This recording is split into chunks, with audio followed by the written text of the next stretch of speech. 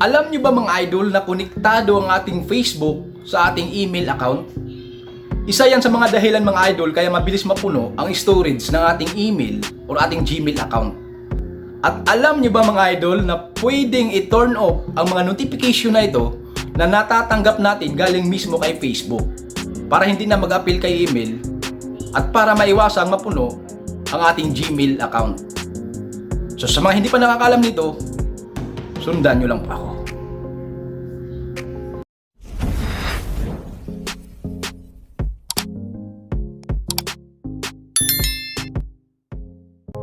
Ano nyo gawin? Punta kayo sa inyong Facebook. So yan, i-click yung 3 lines sa bandang gilid.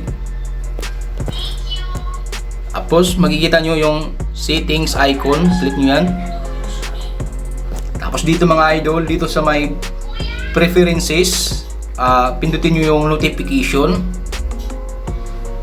Tapos dito sa pinakababa mga idol, pindutin nyo tong email. Dito mga idol, ito yung lahat ng activities na inyong Facebook. At dahil konektado ang ating Facebook account sa ating email, ang lahat ng mga activity na ito ay pumapasok sa ating Gmail account.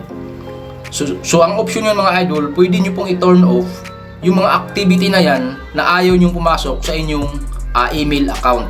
At pwede nyo rin pong i-turn off lahat nang sa gayon ay hindi mabilis mapuno ang storage na inyong Gmail account. So yun lamang po mga idol. Please like and subscribe.